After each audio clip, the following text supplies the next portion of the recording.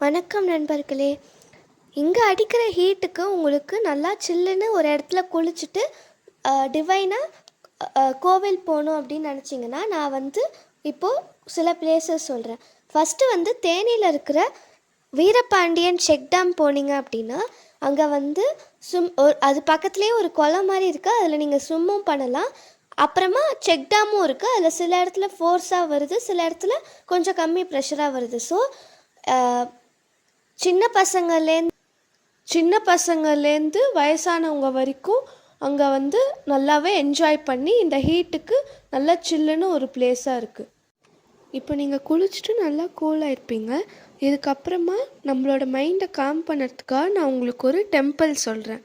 இது ஒரு சிவன் டெம்பிள். இந்த கோவில் 9th செஞ்சுரியில் கட்டப்பட்டிருக்கு. இந்த சிவனோட பேர் பூழநந்தீஸ்வரர்.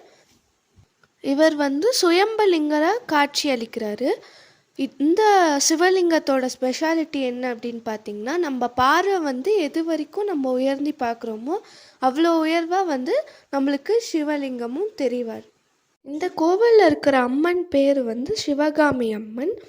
இவங்களோட ஸ்பெஷாலிட்டி என்னென்னா, எவ்வளோ அலங்காரம் பண்ணாலுமே அவங்க முகம் நம்மளுக்கு பார்க்க வேர்த்த மாதிரியே இருக்கும். இந்த கோவில் சுற்றி நிறைய க்ரீனரியோட நம்ம அங்கே இருக்கும் போதே ரொம்ப காம் அண்ட் பீஸ்ஃபுல்லாக இருக்கிற மாதிரியே இருக்குது. நான் உங்களுக்கு இன்னொரு மெஜஸ்டிக்கான கோவிலையும் சொல்ல போகிறேன். இது நீங்கள் சென்னையில் திருவற்றியூர் கோவில் போயிருந்தீங்க அப்படின்னா தட்சிணாமூர்த்திக்கு தனியாக கோவில் வச்சுருப்பாங்கள்ல, அதே மாதிரியே தேனிலையும் இந்த கோவிலில் தட்சிணாமூர்த்திக்கு தனியாக ஒரு கோவில் வச்சுருக்காங்க. இவர் ஒரு 7 to 8 feet நல்லா ஜைஜான்டிக்காக ஒரு சிலை வச்சுருக்காங்க. இவரை சுற்றி இருக்கிற எல்லா சாமிகளுமே அமர்ந்த குலத்திலே இவரை மாதிரியே இருப்பாங்க. இந்த சந்நிதியிலேயே எனக்கு ரொம்ப பிடிச்சது சூரிய நாராயணனோட சந்நிதி தான்.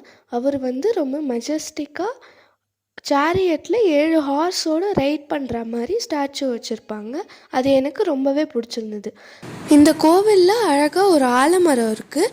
அந்த ஆலமரத்துக்கு அடியிலேயே கரெக்டாக இவங்க தட்சிணாமூர்த்தியோட சந்நிதியை கீழே கட்டியிருக்காங்க.